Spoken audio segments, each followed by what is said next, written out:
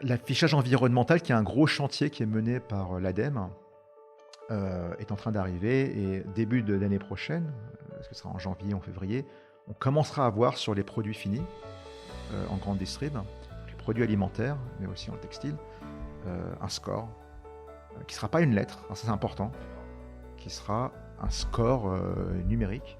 C'est hyper important parce que les industriels se sont dit, mais attends, mais si c'est des lettres A, B, C, D, E, en fait, ça va être très très difficile de bouger d'une lettre à l'autre. Enfin, parce que les pratiques, vous pouvez améliorer votre intensité carbone, mais enfin, ramener au niveau de la recette, tout ça, enfin, il y a un effet dilutif mathématique qui fait que c'est très très difficile de passer d'une lettre à l'autre.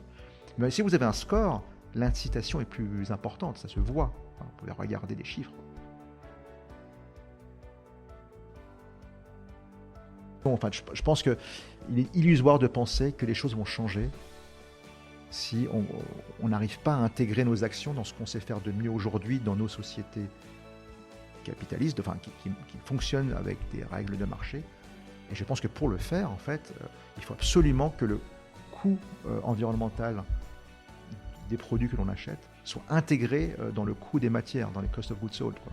Et donc, pour moi, il est absolument évident, je ne sais pas quand, mais à un moment donné, ça c'est notre vision chez Carbon Maps, que la comptabilité environnementale qu'on est en train de bâtir nous va se rapprocher et va être fondue, va être embarquée dans la comptabilité d'entreprise générale. Et je pense que c'est fondamental.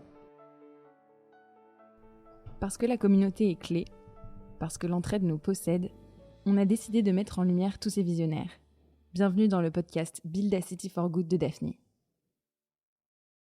Bonjour à tous, ici Sophie qui vous parle et Stan est avec moi aujourd'hui pour l'enregistrement de ce nouvel épisode. Salut Stan. Hello. Je me permets une petite parenthèse, on est déjà super heureux de notre invité de marque que je vais vous présenter dans un instant, mais on est aussi super heureux parce qu'on a dépassé la barre des 50 épisodes enregistrés. 50 épisodes, ça veut dire 50 échanges hyper enrichissants avec 50 membres de notre communauté. Donc on les remercie énormément pour leur temps et pour toutes ces discussions qui ont ouvert nos chakras sur différents sujets, allant de la gestion des stocks avec Elliot Jabès, l'industrie du luxe avec Delphine Vitry, en passant par l'agriculture ou encore l'IA, l'immobilier, l'upcycling. Bref, beaucoup d'échanges sur des problématiques, et notamment notre fameux Build a City for Good. Et comment réussir aussi à baisser nos émissions de CO2 et passer de 10 tonnes à 2 tonnes. Ça, c'est au cœur de Daphné et au cœur de nos valeurs. Et aujourd'hui, on est en plein dans le thème puisqu'on reçoit Patrick de Carbon Maps. Hello Patrick. Hello, bonjour. Chers auditeurs, ce nom vous est peut-être familier parce que Patrick, tu n'es pas à ta première boîte, tu es un peu un serial entrepreneur comme on dit. Tu as eu une vie antérieure toujours dans la food puisque tu es à l'origine de Food Chéri. Je vais arrêter de spoiler, je vais te laisser le micro. Patrick, juste avant de rentrer dans le vif du sujet et avant de parler de Food Chéri et de Carbon Maps, est-ce que tu peux nous parler de toi lorsque tu étais enfant et adolescent? D'où viens-tu? Où as-tu grandi? Quels étaient tes rêves et tes passions? Alors, par quoi commencer? Je suis né en Iran, donc voilà, je suis un franco-iranien. J'ai grandi en France. J'ai fait mes études en France, en Angleterre et aux États-Unis, où j'ai fait ma business school. Et ingénieur de formation. Mes passions, quand j'étais gamin, je pense que j'ai toujours eu une passion pour les arts martiaux. Voilà. Et petite anecdote, j'ai appris à faire du nunchaku en regardant des films de Bruce Lee. Bonne inspiration. Voilà. Et du coup, à quel âge t'es arrivé en France? J'avais 3 ans. Donc non, voilà. La France pour moi c'est mon pays adoptif, mais c'est vrai que j'ai grandi avec cette ambiguïté sur est-ce que j'étais français ou iranien, ni l'un ni l'autre, ou les deux à la fois. Ça a vachement façonné qui tu es. Ouais, mon identité. Et c'était durant une période qui n'était pas facile en fait, lorsque la révolution islamique s'est installée en Iran et a changé beaucoup de choses, avec des répercussions qu'on connaît aujourd'hui. Je pense que ce qui se passe aujourd'hui dans le Moyen-Orient, au Proche-Orient, est très très très lié à ce qui s'est passé dans les années 80 en Iran, intimement lié. Et sur une note peut-être plus gaie, pour revenir aux arts martiaux, on sait en off que tu es un grand jiu-jitsuisme, on va dire. Jiu-jitsutiste. C'est terrible. Tu peux nous parler un peu de ce sport de combat? Ouais, alors en fait, non, d'abord, je suis pas un grand pratiquant, mais j'ai repris la pratique des arts martiaux récemment. Quand j'étais gamin, je faisais du judo. Je me suis cassé le bras au judo, j'ai arrêté j'ai fait une longue pause. Et il y a 1 an, je me suis dit, je vais reprendre. Je faisais un peu de boxe thaï, tout ça. Puis je vais reprendre le judo. J'ai toujours été obsédé par le judo. Mon premier cours, j'ai vu que c'était trop brutal, quoi. Je chutais, je sais pas combien de fois par séance. Ça allait pas le faire. Et à ce moment-là, j'ai vu que d'autres personnes dans le club, là, on appelle ça des académies maintenant, pratiquaient le jiu-jitsu brésilien, qui est un cousin du judo, et se pratique essentiellement une fois que le combat est amené au sol, parce que la plupart des combats, finalement, finissent au sol. Et c'était une pratique beaucoup plus safe, très dure, hein, très, très cardio, très difficile, très, très cérébrale, très technique, mais plus safe parce qu'il n'y a pas de chute. Et donc, je me suis lancé là-dedans. Et j'ai découvert un monde absolument fantastique, très communautaire, avec un art martial extrêmement technique, extrêmement cérébral. C'est vraiment du problem solving en plein combat, quoi. Voilà. Et donc, c'est pas pour rien que beaucoup d'entrepreneurs et de geeks aux États-Unis pratiquent cet art martial. Et du coup, tu as bien trouvé parce que c'est tellement safe que tu t'es cassé. Alors, c'est très paradoxal parce que du coup, j'ai commencé à faire mes premières compétitions il y a quelques mois. Ouais. Et d'ailleurs, je prépare un championnat au niveau européen en janvier. Et manque de bol, peut-être la mauvaise chance du débutant, je me suis cassé 2 fois le nez, à 2 endroits différents, mais à 1 mois d'intervalle. Mais voilà, je suis encore là, je continue, je pratique 3 fois par semaine et je suis très motivé. Donc, la résilience est là. Je pense que c'est la résilience de l'entrepreneur qui s'est installée. Je me suis dit, non, je vais y arriver. Je vais aller jusqu'à une Donc, ceinture de plus te en souhaite plus bon courage foncée, pour, quoi. on te souhaite bon courage pour ces combats à venir. Et on rassure nos auditeurs, ton nez a l'air tout à fait normal. Tu Il a été ressembles pas opéré à 2 fois, quand rugbyman. Ouais. En espérant qu'il n'y aura pas de 3e fois, alors. Et, on peut faire une petite digression dès maintenant, Sophie, Ouais. parce que du coup, si tu as commencé l'année dernière la compétition, ou cette année la compétition, Ouais. c'est que tu as commencé récemment le jiu-jitsu. Oui. En Ouais. fait, j'ai commencé. Alors, j'avais des bases de combat parce que j'avais fait du judo quand j'étais gamin, et ça revient très vite. Mais j'ai commencé il y a 1 an. J'ai recommencé il y a 1 an. Et moi, j'aime bien apprendre des nouvelles choses. Tous les ans, c'est un objectif perso. J'aime bien apprendre. Alors, ça peut être une petite chose, une grosse chose, mais Et c'est quoi les derniers? Moi, je suis comme toi, mais du coup, ça me fascine. Tu as l'air de pousser le truc super loin. Quels sont les derniers trucs que tu as choisi d'apprendre sur les dernières années? alors sur les dernières années, il y a des trucs qui sont d'ordre physique. Typiquement, moi, durant le Covid, j'ai appris à faire de la corde à sauter. Voilà. Ok. Et aujourd'hui, j'en fais plutôt bien comme un boxeur. Enfin, tu me voyais en faire, tu dirais, ah, c'est un pro. Il est doué. Alors, en fait, que j'ai commencé il n'y a pas très longtemps. J'ai pris des cours pour être capable d'animer une soirée en tant que DJ. Voilà. Donc ça, j'ai fait ça Cool. récemment. Prochaine soirée Daphne. Voilà, prochaine soirée Tu Daphne. seras là, Patrick. Et là, je pense que là, je vais me mettre en janvier, donc nouvelle année, Ouais. à apprendre ou réapprendre le persan, qui est ma langue natale, Ok. ma langue maternelle. Tu as déjà des bases. J'ai des bases, mais je ne sais pas bien lire ou écrire. Ok. Je suis pas capable je serais incapable de pitcher une idée en persan. Est-ce que tu peux nous pitcher, alors, on va te demander en français, Food Chéri, peut-être pour ceux qui ne connaîtraient pas, et pourquoi tu nous racontes un peu cette première histoire entrepreneuriale. Ouais, tout à fait. Food Chéri, c'est une food tech que j'ai cofondée avec Julia Vernin, dont je parlerai après, parce qu'elle est aussi très, très engagée dans l'alimentation durable. Food Chéri est une food tech que j'ai cofondée en 2015, et avec l'idée que pour servir, je pense au début, un besoin perso, j'étais un mauvais cuisinier, et je me disais, pourquoi pas imaginer que finalement on trouve un entrepôt aux portes de Paris et qu'on transforme ça en énorme cuisine centrale et qu'on puisse livrer des déjeuners ou des dîners à partir de cet entrepôt. Et de proche en proche, cette vision est devenue réalité. Et fast forward quelques années, entre 2015 et 2021, on avait bâti une énorme cuisine centrale de 2500 m² aux portes de Paris, à Sucy-en-Brie pour être précis, qui produisait pas loin de 20 000 repas par jour, 15 000 repas par jour en 2021. Et voilà, avec un positionnement résolument engagé, très vite, les plats la moitié de la carte était végétarienne. Ça, en 2015, c'était pas évident. En 2015, c'était pas évident. Et on a été les premiers. Par exemple, on a sorti, on a supprimé certains ingrédients comme le bœuf, l'avocat de nos recettes. On a été les premiers à mettre en place ce qui s'appelait à l'époque l'éco-score et qui va renaître l'an prochain, on en reparlera, je pense. Mais on affichait l'impact de nos plats et voilà. Donc on était résolument engagés, on le faisait savoir, c'était vraiment notre positionnement. Et voilà, donc ça c'est Food Cherry qui a été racheté par le groupe Sodexo. Et pour revenir juste, parce que finalement tu travaillais, tu l'as pas dit, mais tu travaillais dans les télécoms et tu te jettes dans la food tech comme ça. D'habitude c'est non, en fait, non, t'as raison. Je dirigeais une grosse équipe, toute l'équipe marketing des SFR, qui était un gros truc. Hein. Il y avait une équipe de 150 marketeurs, d'accord. un business qui faisait 10 milliards d'euros de chiffre d'affaires. Enfin, c'était un gros truc. Ouais. Et ensuite, mais c'était devenu trop gros, trop politique pour moi. Et mon chemin a croisé celui de Bertrand Gélansperger et de Patrick d'Alsace qui était en train de travailler sur la fourchette et qui venait de lever un tour avec Partech et Serena. Et je les ai rejoints à ce moment-là pour les aider à structurer la boîte parce qu'ils avaient besoin de gens qui avaient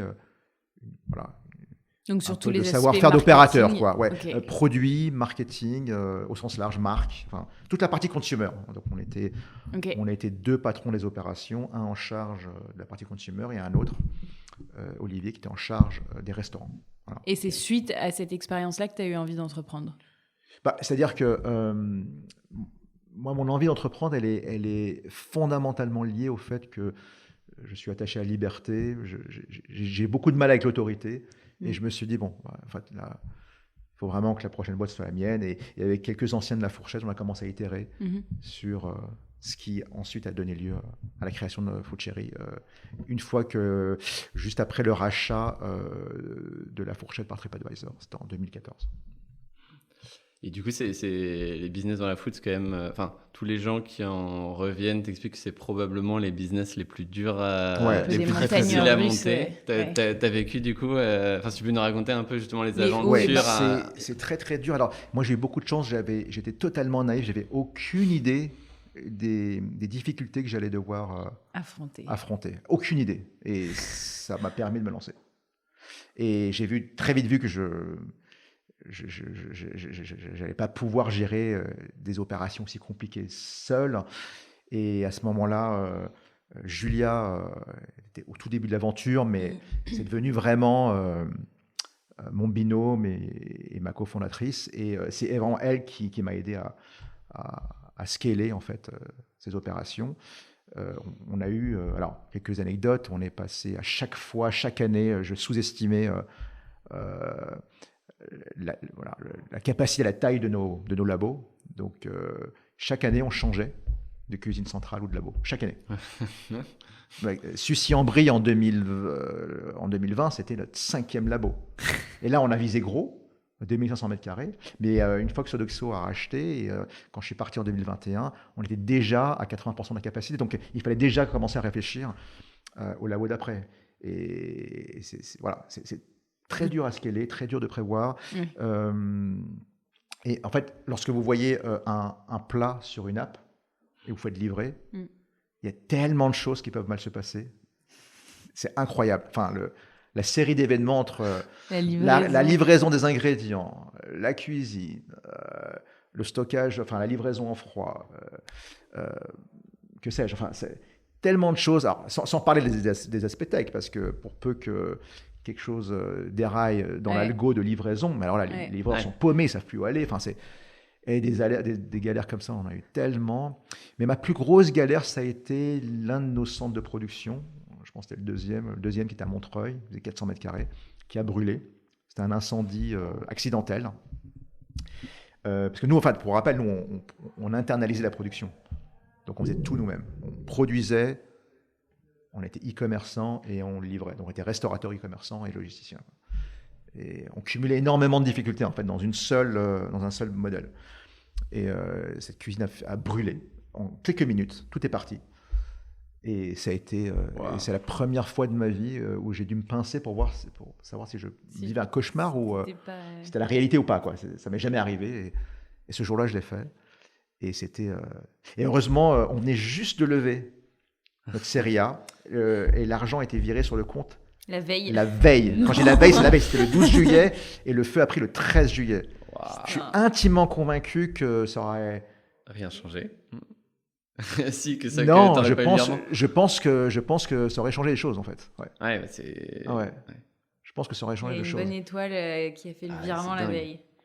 Le virement a eu la veille et du coup j'ai pris énormément de risques pour pouvoir remettre cette cuisine d'aplomb parce que les assureurs au début ils voulaient lancer une expertise et tout ça et j'ai pas attendu.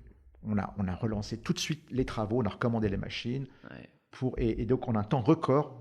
Donc ça s'est passé le 13 juillet et le 1er septembre on était back to business et ça c'était pas du tout ça aurait été impossible. C'était un labo de 400 mètres carrés, il y a eu 600 000 € de dégâts qu'il a fallu faire durant les vacances d'été, quoi. Ouais. Et ça, on a réussi quand même à maintenir nos opérations parce qu'on a trouvé un local qui nous a été prêté par un autre entrepreneur pour pouvoir continuer. Et donc, les clients n'ont même pas vu la discontinuité. On a fini par être transparent et le dire, mais on a arrêté 2 jours seulement de produire. C'est impressionnant. Ouais. Et donc ça, c'était vraiment le moment le plus dur, mais c'est aussi ces moments-là qui m'ont vraiment, vraiment, vraiment manqué. Lorsque, en 2021, je quittais Food Chéri après le rachat par Sodexo. Et pendant 1 an, j'itérais, je réfléchissais à de nouvelles idées. Et je rencontrais aussi pas mal d'entrepreneurs parce que j'ai investi aussi dans pas mal de startups. Mais et à chaque fois, je me dis, en fait, c'est jamais... moi, il faut que je me relance parce que cette adrénaline... et même quand les choses vont très, très mal, en fait, c'est ces choses-là dont vous vous souvenez plus tard. C'est souvent ces choses-là, d'ailleurs, dont vous ne connaissez pas les succès. C'est souvent les moments les plus durs. Oui, c'est dingue parce que c'est quand même un super succès, cette revente, mais on oublie souvent le moment où tu t'es demandé si tu allais repartir le lendemain. Ouais, par exemple, moi, je me souviens de ce moment-là. Je me souviens du moment où les négos avec Sodexo ont failli capoter. Ah oui. Je me souviens, à la limite, plus de ce moment-là que de la vente et des bons moments qui ont suivi derrière. Je me souviens vraiment, vraiment des moments les plus durs durant la négo, quoi. Ça m'a beaucoup plus marqué que... Finalement, alors c'est pas des échecs, c'est des moments difficiles. Et des moments difficiles où tout peut basculer, c'est à la fin, en ce qui me concerne en tout cas, c'est ce que tu retiens. C'est ce que je retiens. Ouais. C'est là où les arts martiaux et le calme que tu dégages ont dû jouer un peu, quoi. Parce que les arts martiaux m'aident à être calme, parce que je sais pas si je le suis, mais m'aident à être patient. Voilà. Et je me souviens, on a eu la discussion, mais nous, on cherche souvent une forme de founder market fit quand on regarde une boîte en se disant t'as pas besoin de la même personne pour monter une boîte dans le bâtiment que pour monter une banque, quoi. Enfin, il faut qu'il y ait une forme d'adéquation. Et toi, justement, avec le passé que tu as chez Food Chéri, on te dit ça doit être quelqu'un qui tient pas en place, parce qu'il faut un niveau d'énergie pour faire marcher un Food Chéri qui doit être complètement incroyable. Tu vois, et finalement, tu es reparti donc, dans tes convictions parce que c'est ce que tu décrivais, mais Carbon Map, c'est l'incarnation de tes convictions, mais tu es quand même reparti sur un sujet software où ton entrepôt ne peut pas brûler, quoi. Ouais, alors ça, je vais être candide avec vous. Les premiers mois étaient un ajustement majeur pour moi. Je ne suis pas du tout habitué au rythme du software, et encore moins du software d'entreprise, qui est encore un autre game. C'était pas évident, ça demande énormément de patience. Le temps est beaucoup plus long. Il n'y a pas l'adrénaline de la journée où le compteur, le nombre de plaques que vous vendez, tous les problèmes qu'il y a. Parce que chaque jour, il y avait de gros problèmes à résoudre. Ouais. Genre, les livraisons qui se passent mal, des clients qui gueulent, ou ça peut être même... il peut y avoir des intoxications alimentaires. Enfin, dans la food, dans le frais, vous avez des problèmes tout le temps à gérer. Tout le temps. Et là, ce n'est pas le cas. Là, il faut prendre du temps pour réfléchir et se projeter, bâtir des relations avec les clients.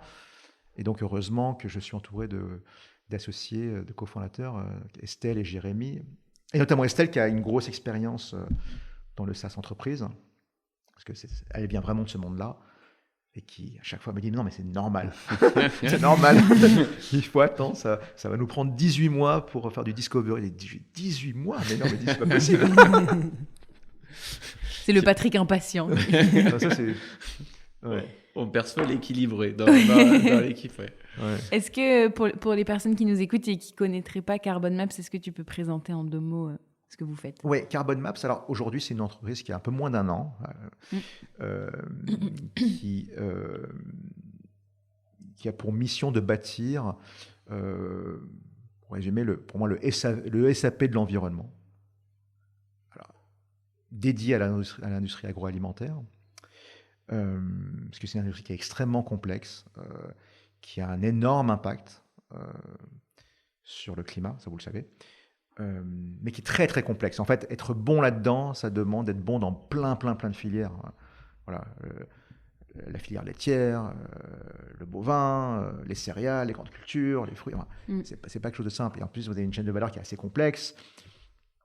Et donc, nous, on est en train de développer une plateforme de comptabilité analytique environnementale pour aider les industriels vraiment à mesurer leur impact donc complet de la ferme jusqu'à la fourchette, donc scope 3, scope 1, scope 2, scope 3, à la maille du produit, à la maille du fournisseur, pour leur permettre en fait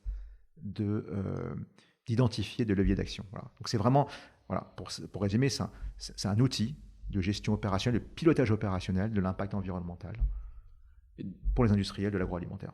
Et donc, c'est-à-dire que très concrètement, si moi j'achète un paquet de riz disons chez Carrefour, c'est grâce à vous que je connaîtrai l'impact du riz, de la production au transport, au packaging, jusqu'à mon rayon. Oui, alors en fait, probablement que tu ne nous connaîtrais pas nous directement, parce qu'on est une solution B2B, donc on va mettre entre les mains des équipes opérationnelles de Carrefour un outil de gestion, un outil de calcul, et eux vont faire des simulations et vont probablement mettre bientôt un affichage environnemental, l'éco-score, sur ces produits, et c'est grâce à notre plateforme que ces calculs sont faits. Mais au-delà du calcul, parce que le calcul, la mesure, c'est une première étape, mais elle ne suffit pas en elle-même. Enfin, vous pouvez faire tous les calculs du monde, c'est pas comme ça que vous allez changer le monde, quoi. Donc le calcul, il est là pour éclairer derrière une décision. Bien sûr. Et à la limite, nous, on peut même rebondir un peu dessus, parce que nous, c'est un petit peu la thèse d'investissement, c'est de se dire qu'on est en train de complètement de changer la manière dont on va consommer pour arrêter ce changement climatique. Et la première brique de tout ça, c'est probablement de mesurer. Et c'est ce qu'on fait dans les startups, quoi. C'est quand tu commences à mesurer les choses, tu les améliores. Et nous, c'est la thèse. Et il y a une question qu'on se pose, et personne n'a probablement la réponse, mais là, tu vas peut-être nous en parler. Donc, on va commencer à mettre un éco-score. Donc, on va commencer à mettre des lettres sur les produits pour mesurer un petit peu leur impact environnemental. Quand on voit ce qui s'est passé sur les voitures, où finalement, on a commencé par mettre des lettres. Après, on a commencé à mettre des aides. Et on a commencé à voir que en tout cas, les mauvais acteurs étaient pénalisés. On voit que sur les bâtiments, on a commencé à mettre des lettres énergétiques. Et on voit que les mauvais acteurs aujourd'hui sont pénalisés et que où ils ne peuvent plus louer. Est-ce qu'on va vers ça finalement sur l'industrie agroalimentaire? Oui, alors ce qui est intéressant, moi j'ai eu la naïveté de penser que, parce que j'ai une ADN très B2C, donc moi je pense que souvent les choses commencent avec le consommateur final. Dans ce qu'on fait là, probablement pas. Okay. En fait, il me semble, j'observe en tout cas que c'est la réglementation, et notamment la réglementation verticalisée, qui est en train de changer les choses. Et si elle n'intervient pas, ça va prendre beaucoup plus de temps. Enfin, les habitudes de consommation sont tellement ancrées dans les arbitrages économiques, donc au niveau des prix, que si on ne fait rien d'un point de vue réglementaire, il est fort peu probable que des changements aient lieu dans un horizon de temps suffisamment court, quoi. Et donc ce qu'on observe, effectivement, les exemples que tu viens de citer, Stan, sont très très bons, hein. Effectivement, la voiture électrique, le logement, tout ça.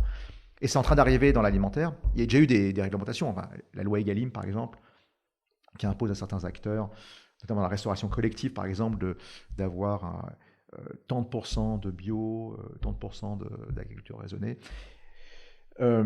L'affichage environnemental, qui est un gros chantier qui est mené par l'ADEME, est en train d'arriver. Et début de l'année prochaine, parce que ce sera en janvier, en février, on commencera à voir sur les produits finis, en grande distrib, les produits alimentaires, mais aussi en textile, un score qui ne sera pas une lettre, alors ça c'est important, d'accord, qui sera un score numérique.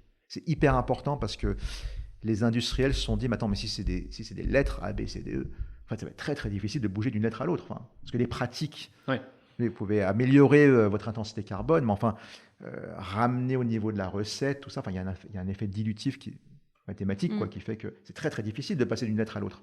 Mais si vous avez un score, l'incitation est plus importante, ça se voit. Enfin, vous pouvez regarder des chiffres et les comprendre.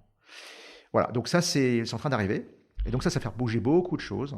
Et notamment là, du coup, ce qu'on observe, c'est que les industriels de l'agro, dans le secteur alimentaire large, du coup, le savent et doivent s'équiper d'outils leur permettant de mesurer, de simuler, et ça sur des milliers de SKUs, de produits finis. C'est pas une chose facile à faire, parce qu'on s'appuie sur des méthodes qui à date, n'étaient pas facilement exploitable à l'échelle, notamment la méthode de l'analyse de cycle de vie, qui est une méthode très robuste, qui a peut-être 30 ans d'existence, mais qui n'est pas faite pour scorer des milliers de produits. Et donc nous, ce qu'on fait, et c'est là que l'innovation a lieu, c'est qu'on simplifie cette méthode, on crée une ACV simplifiée, qui permet en fait de scorer, de faire des calculs sur des milliers de produits finis dans un secteur qui est très gros, quoi. Et tu disais, Stan, c'est effectivement en mesurant et en ayant une idée des chiffres qu'après on peut mettre des actions en place. Une fois que les produits ont été mesurés, quels sont les leviers qui peuvent être mis en place? Et est-ce que vous en proposez pour faire en sorte de réduire l'impact? Oui, alors il y a différentes choses que les industriels font lorsqu'ils ont mesuré. D'abord, ils commencent à... Première chose qu'ils font, avant même de rentrer dans les leviers, c'est de commencer à réfléchir à, OK, j'ai fait un calcul, j'ai ma baseline, j'ai la photo d'aujourd'hui, et ils vont commencer à faire des simulations, des projections, ce qu'on appelle des trajectoires. Ouais. Vous avez peut-être entendu parler de trajectoire SBTI, Science Based Targets Initiative, où finalement, tu as une communauté d'entreprises qui englobe de proche en proche, qui va englober l'ensemble des entreprises de nos économies, s'engagent sur des horizons de temps relativement courts, genre 5-10 ans, sur des trajectoires de réduction d'émissions. Donc la première chose qu'elles font, ce qu'on observe, c'est qu'elles commencent à réfléchir à des trajectoires. Et ensuite, ces trajectoires, il faut être capable de les réaliser. Et donc là viennent les leviers d'action. Et donc nous, typiquement, oui, on a vocation vraiment à construire des modules qui vont leur permettre d'identifier des leviers, notamment dans le domaine des achats, du sourcing, pour les aider en fait à engager une conversation avec leurs fournisseurs sur leurs pratiques. Parce que, en fait, dans notre domaine, dans l'alimentaire de manière très large, ce sont les pratiques amont, les pratiques des producteurs, les pratiques agricoles qui, grosso modo, impactent ces évaluations, ces calculs.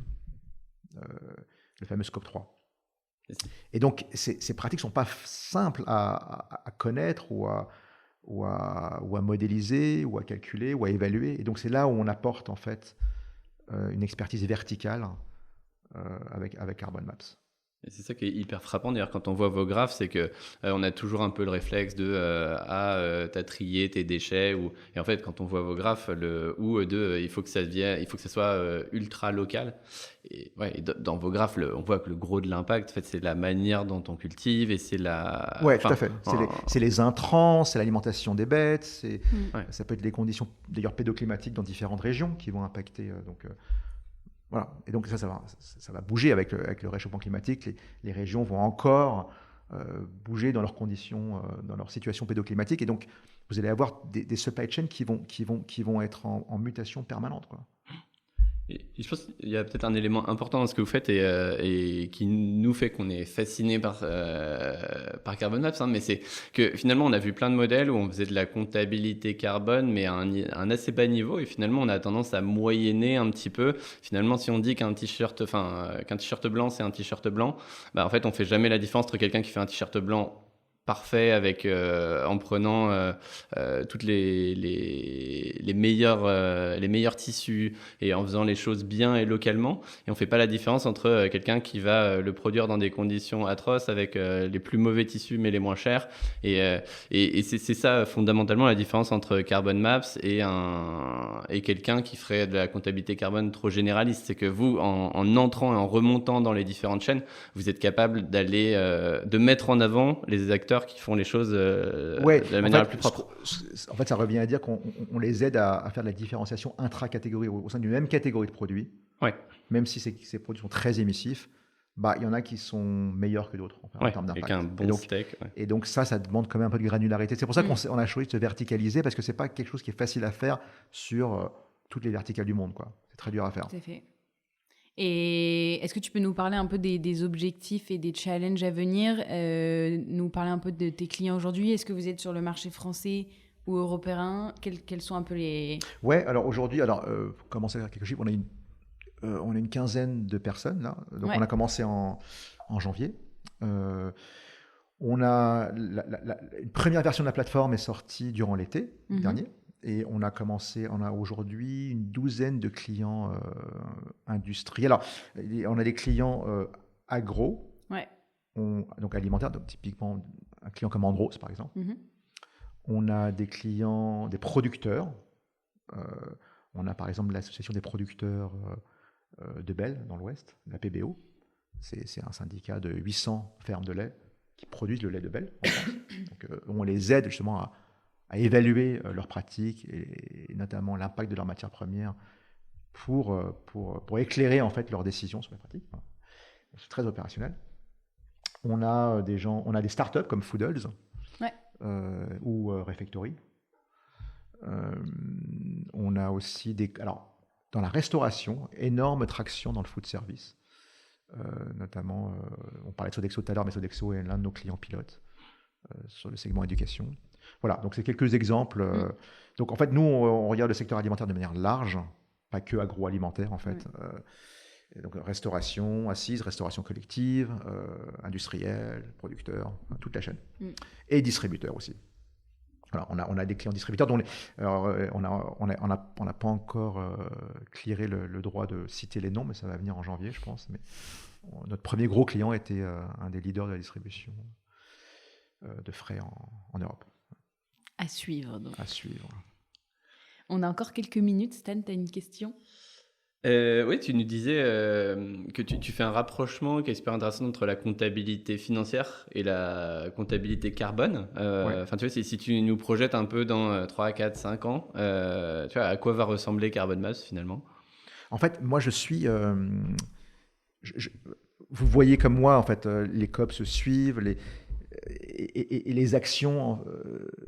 comment dire, des États sont là où ils sont. Enfin, je pense que il est illusoire de penser que les choses vont changer si on n'arrive pas à intégrer nos actions dans ce qu'on sait faire de mieux aujourd'hui dans nos sociétés capitalistes, enfin, qui fonctionnent avec des règles de marché. Et je pense que pour le faire, en fait, il faut absolument que le coût environnemental des produits que l'on achète soit intégré dans le coût des matières, dans les cost of goods sold, quoi. Et donc, pour moi, il est absolument évident, je ne sais pas quand, mais à un moment donné, ça c'est notre vision chez Carbon Maps, que la comptabilité environnementale qu'on est en train de bâtir nous va se rapprocher et va être fondue, va être embarquée dans la comptabilité d'entreprise générale. Et je pense que c'est fondamental.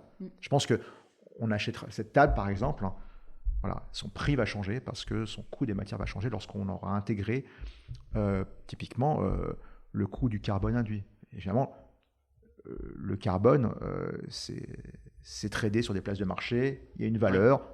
On pourrait aujourd'hui, en fait, l'intégrer dans la comptabilité. Et ça va se faire, je pense que ça va vraiment se faire. Et ça va changer beaucoup de choses. Les gens ne vont plus... On ne peut pas demander aux gens... Je pense que ce qui arrive avec l'éco-score, l'affichage environnemental, c'est super. Mais ça reste compliqué. On va demander aux gens de faire des arbitrages en temps réel quand ils sont devant un linéaire entre le score, le Nutri-Score, l'éco-score et le prix.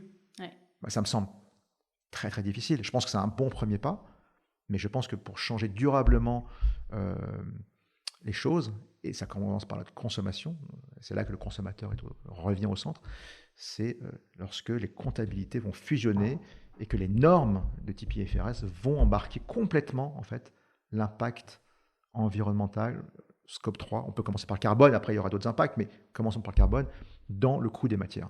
Et ça va vraiment tout changer. Et voilà, donc je pense que c'est ça la révolution qui se passe, c'est que la donnée environnementale est en train de diffuser dans les processus métiers. Et en fait, tous les métiers vont changer. Les acheteurs ne vont plus acheter de la même manière. Les financiers ne vont plus reporter de la même manière. Ouais. Les marketeurs ne vont plus marketer de la même manière. Et les équipes R&D ne vont plus concevoir les produits de la même manière. Tout ça va changer. Est-ce que ça veut dire qu'on va payer une salade 24 € comme on le voit passer sur certains posts LinkedIn qui nous expliquent que si on prend en compte tous les bienfaits de la nature qui sont utilisés pour faire grandir la salade, est-ce que ça veut dire qu'on va payer les choses leur vrai prix, donc forcément un peu plus cher? Est-ce que ça veut dire qu'on l'avait payé beaucoup plus cher? En fait, je vais le dire à l'envers. Aujourd'hui, ton burger, tu ne l'achètes pas assez cher. Ouais. Par contre, une salade qui est produite avec des pratiques agroécologiques, moi, je ne pense pas qu'elle va coûter si cher que ça. Je ne pense pas. Avec pas d'intrants, pas d'engrais azotés, non, je pense que ça va en fait favoriser une bascule d'abord de notre alimentation vers le végétal et vers des légumineuses, vers des pratiques agroécologiques. Et c'est ça qui va se passer. Sans ça, en fait, il n'y aura pas de bascule. C'est sûr.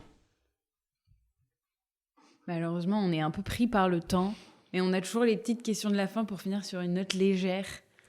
Stal, tu veux poser la première? J'ai pas les questions de la fin, sauf... Les questions de la fin, c'est à la fin du doc, je commence. Quel est ton plat d'hiver préféré, Patrick? Inspire-nous un peu. Qu'est-ce qu'on peut manger ce soir? Alors moi, écoute, j'adore... j'aime beaucoup la cuisine israélienne en ce moment, et notamment un de mes plats favoris du moment. Ouais. C'est un petit restaurant rue du Château d'Eau, dans le 10e, Chiche. Ils font un hummus à base d'aubergines grillées, qui est absolument dingue. Voilà. Bon. Tu seras plus jamais tranquille dans ce resto. Vous allez voir tous les fans de Patrick tous les soirs. Rendez-vous chez Chiche. Et tu nous as dit que t'étais DJ apprenti. Quelle est ta musique du moment? Alors moi, je suis un énorme amateur de rap, de hip-hop old school. Voilà. Biggie, Tupac, Dr. Dre, j'adore. Donc, je suis incollable. À l'ancienne, voilà. Les fondamentaux.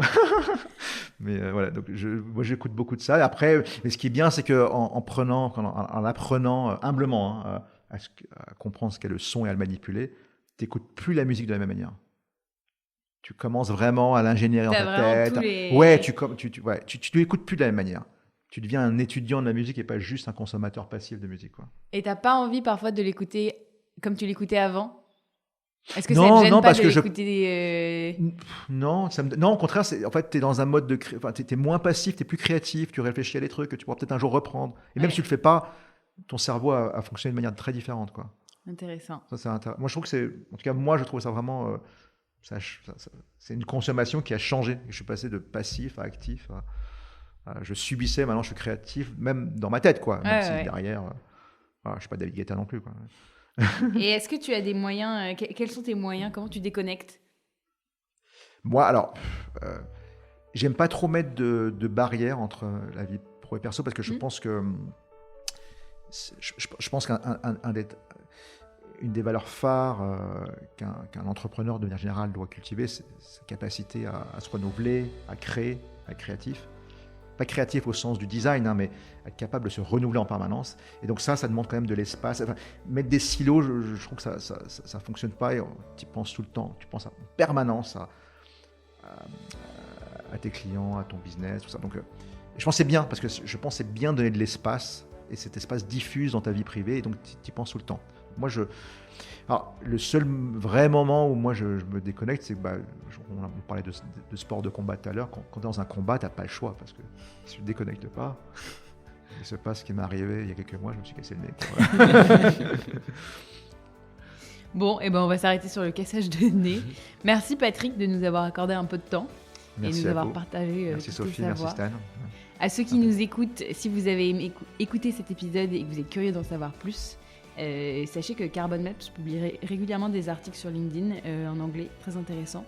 Donc n'hésitez pas à les suivre et n'hésitez pas à nous suivre aussi si vous avez envie. Et à partager cet épisode à votre entourage. On est dispo sur de nombreuses plateformes, donc vous avez zéro excuse. Merci Stan aussi d'avoir fait cet épisode avec nous et on vous dit à la prochaine. Merci. Ciao. Merci.